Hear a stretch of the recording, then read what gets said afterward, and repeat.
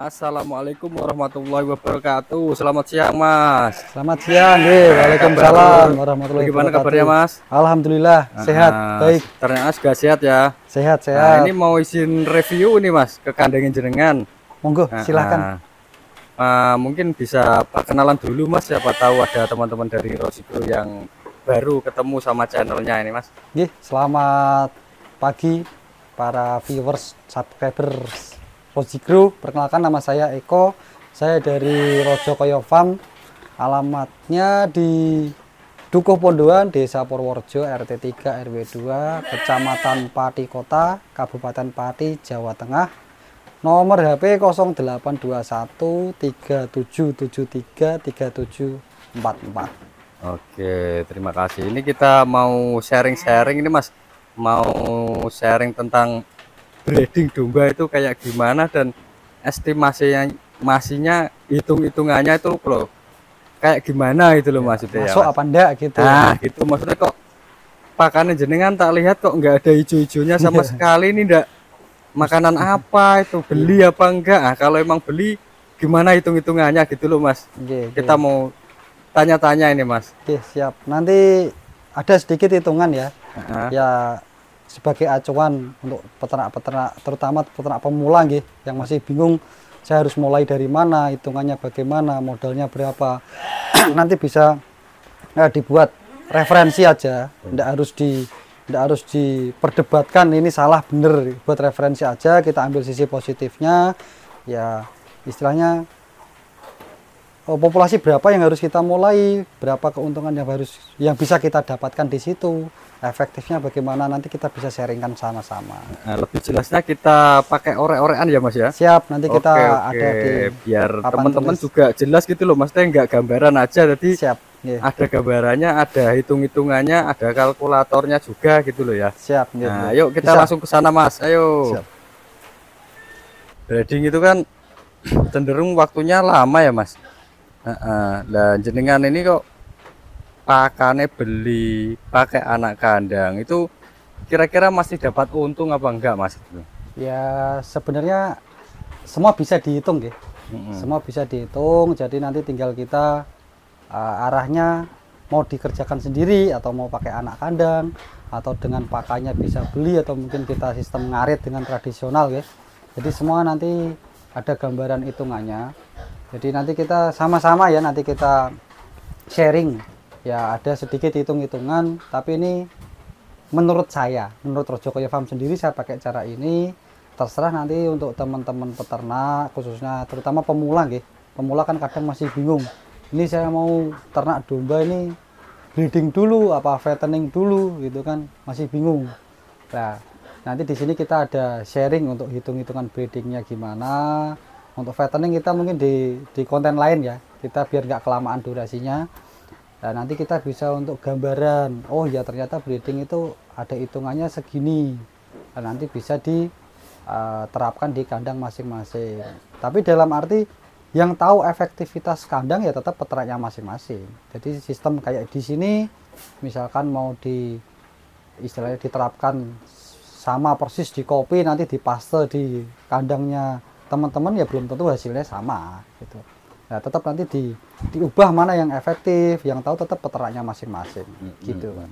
Hitung-hitungannya itu kayak gimana kalau untuk breeding sendiri, Mas? Nanti kita ada sedikit ini ya, oret-oretan ya. Gambaran lah gitu ya. Ini ya nggak 100% bisa buat patokan enggak, tapi paling enggak bisa buat gambaran referensi teman-teman, khususnya pemula yang sudah senior-senior ya, nuwun sewu, tetap hitungannya sudah tetap matang, sudah jalan, sudah bisa istilahnya fight selama bertahun-tahun kan, berarti hitungannya sudah mantap gitu. Ini ya sharing untuk sama-sama pemula aja gitu.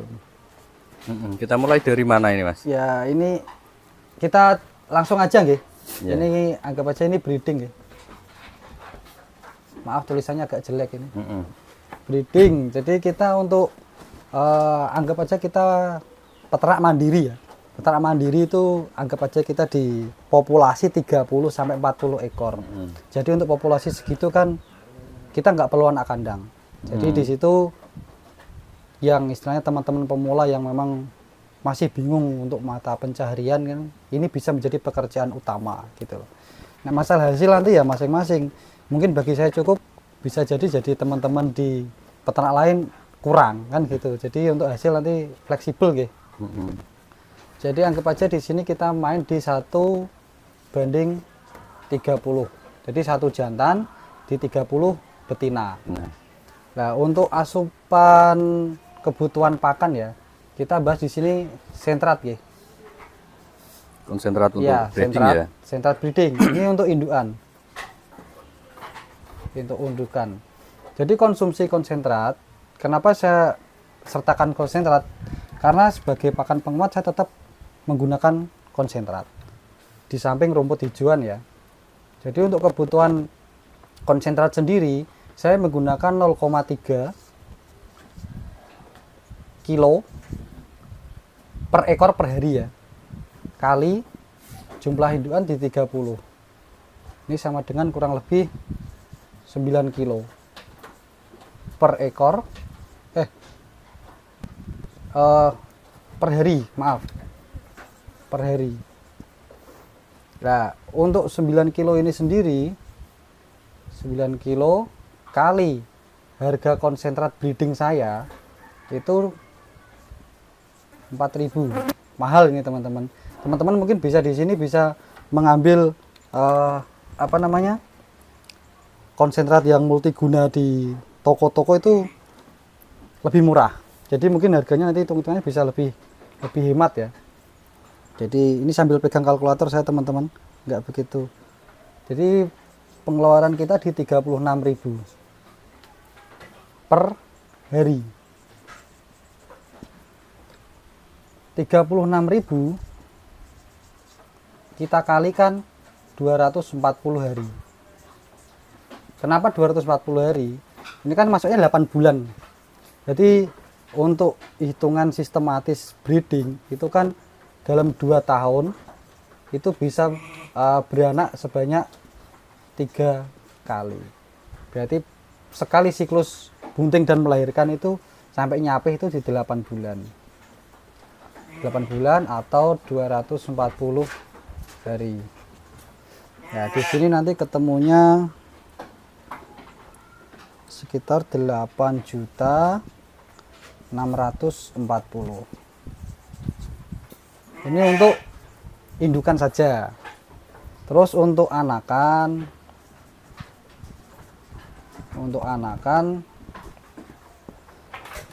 saya agak ke bawah ya.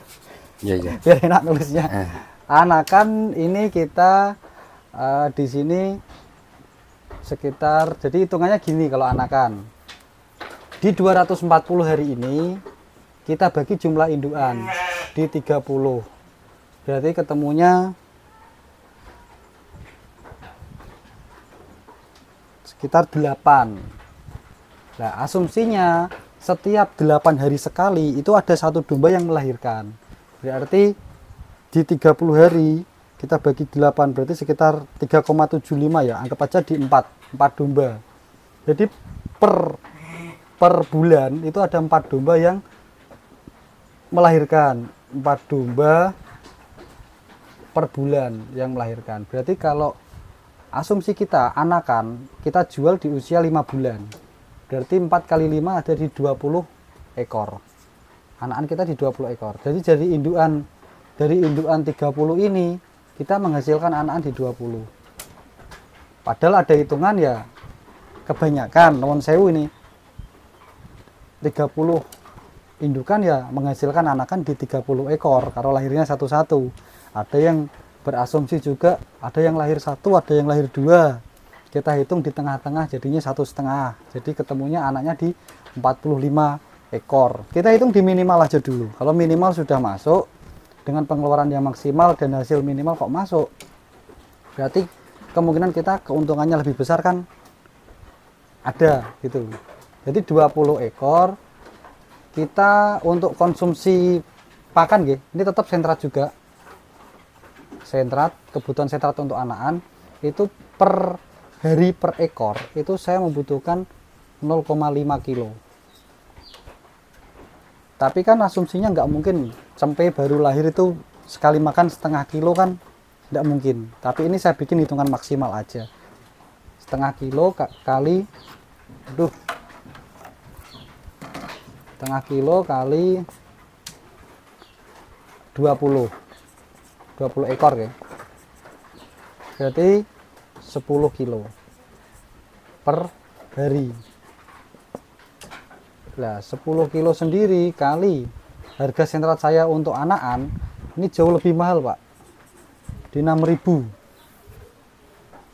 jadi sekitar 60.000 per hari. 60.000 kali 150 hari, karena ini 5 bulan kita jual anakan di usia 5 bulan. Kenapa 5 bulan? Memang kalau kita jual kecil kita rugi Pak, karena kita jualnya sistemnya timbang. Berarti ketemunya di 9 juta. 9 juta ini ditambah sama ini, berarti ketemunya total sentrat. Masih kelihatan ya? Masih. Total sentrat berarti sekitar 17.640.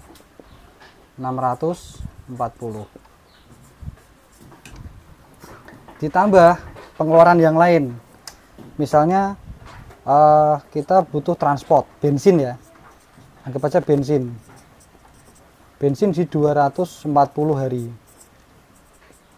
di 240 hari ini untuk mengambil rumput ya. Kita punya bank pakan, karena di sini kita seratnya pakai rumput, anggap aja kita tanam bank pakan. Kita bensin di 240 hari, kalau satu hari asumsi pemakaian bensin di 1 liter, kita berarti butuh 240 liter. 240 liter kali 10.000 ya harga bensin sekarang, itu berarti di 2.400.000. Terus untuk sini ya, saya garis sini ya. Untuk listrik anggap aja sebulan 100.000, 100 per bulan, berarti kali 8 bulan sama dengan 800.000. Berarti 800 ditambah ini ketemunya di 19 juta. Ini berarti 20 juta berarti di 20 juta 840. Betul ya? Ya. Ini pengeluaran kita selama satu siklus 8 bulan. Sama anakan di 5 bulan. Pendapatan kita dari mana? Pendapat kita ini cuma dari ini Pak, dari 20 ekor selama 5 bulan ya, kita anggap dibobot. Kita harus target dibobot di 35 kilo Pak, di 35 kilo. Ini usia 5 bulan ya. Ini anak usia 5 bulan. Anak betina lah paling enggak ya. Ya jantan betina kita anggap sama lah. Kita bisa segini, bisa. Nanti gimana? Nanti kuncinya di sini, sama di sini. Kita bahas di sini dulu, nggih. Berarti ini sekitar 700 kilo. Ini untuk produksi daging kita selama 5 bulan.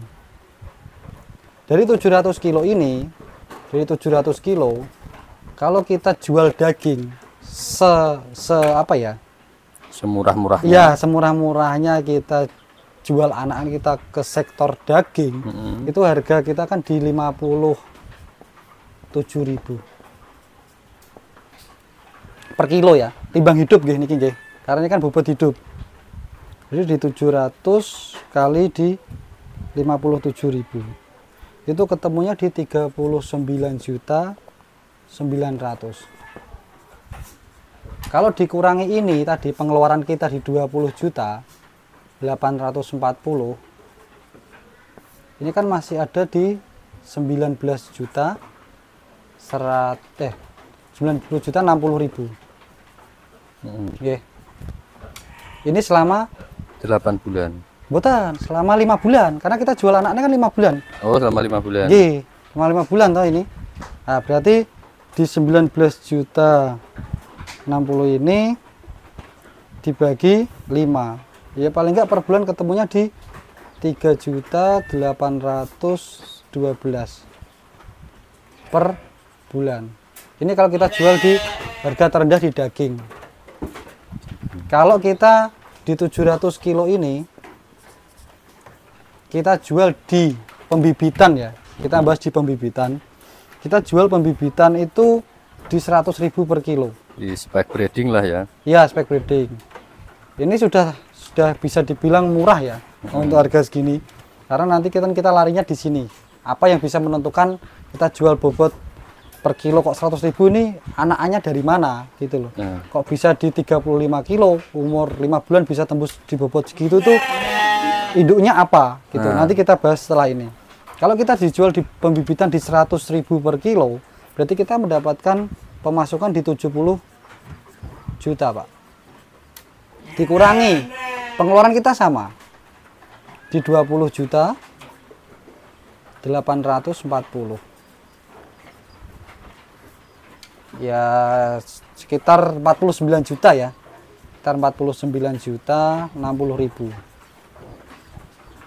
Dibagi 5. Ya kurang lebih mendekati 10 juta nggih. Ini 49 juta dibagi 5. 49. Ya 9 juta 812. 9 juta 812 per bulan.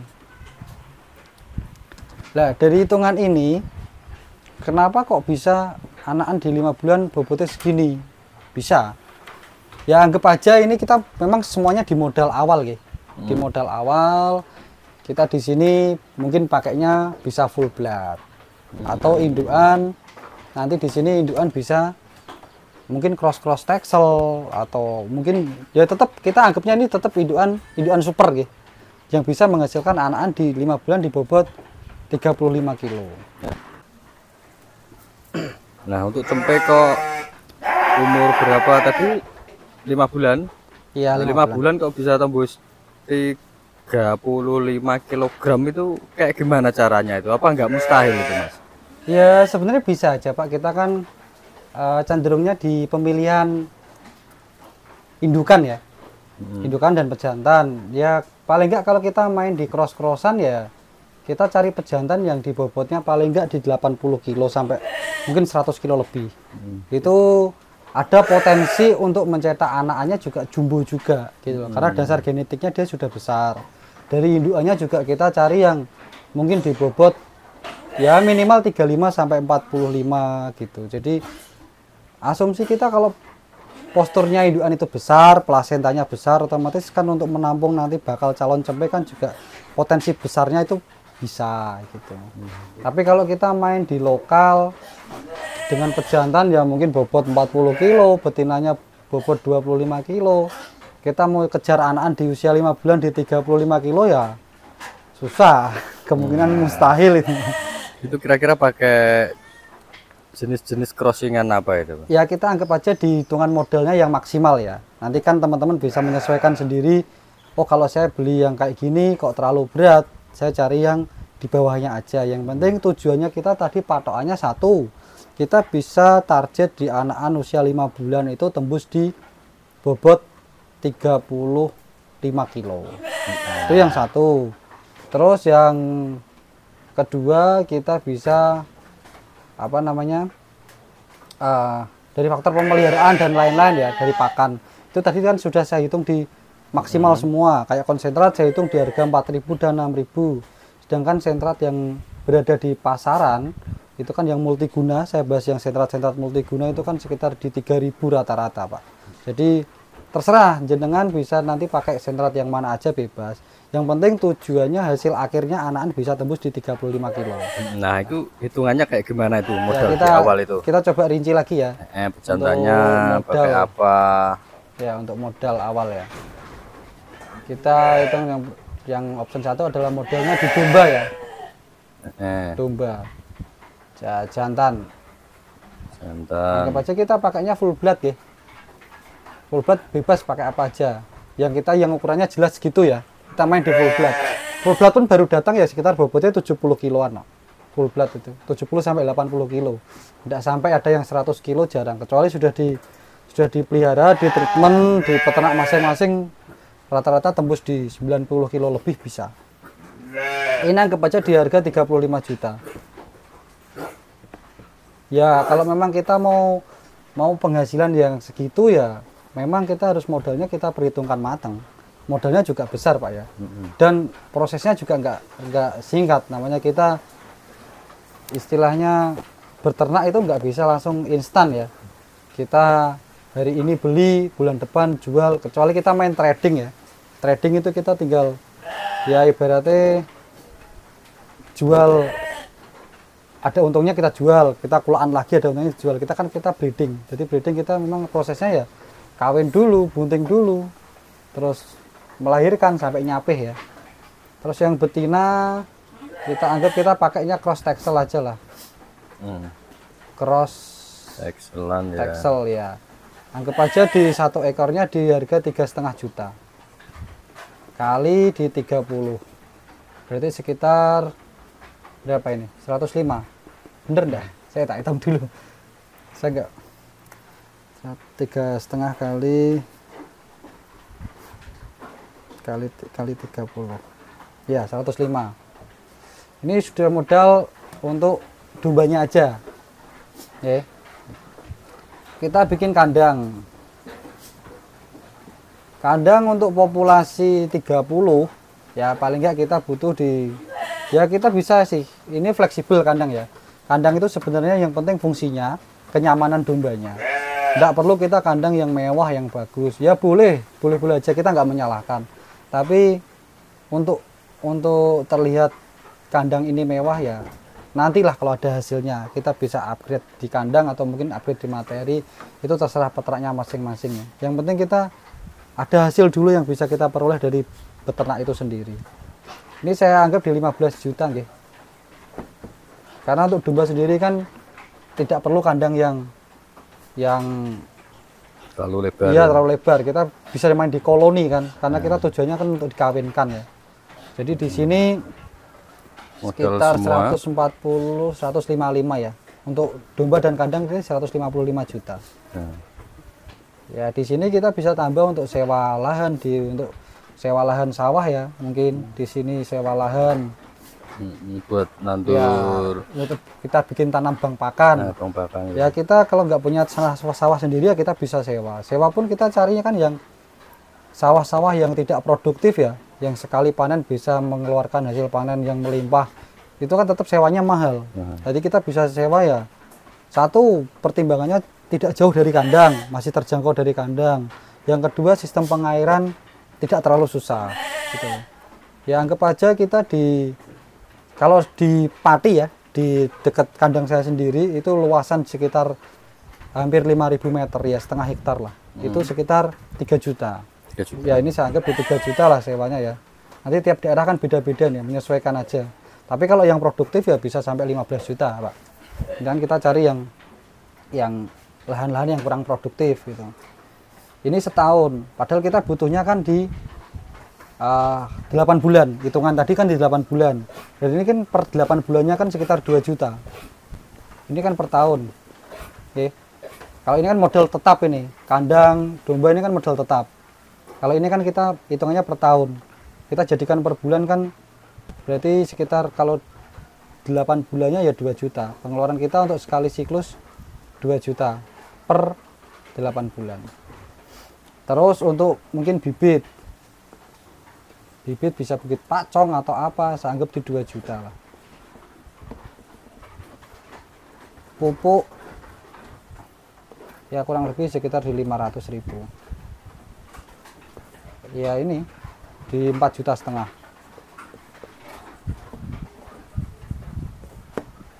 Ditambah ini berarti sekitar 200 ya. Kok 200? 159.500. 160 lah. Ya, gitu. 160 jutaan. Ini kita sudah mendapatkan ya, semua kendala pasti ada ya. Semua pekerjaan pasti ada kendala.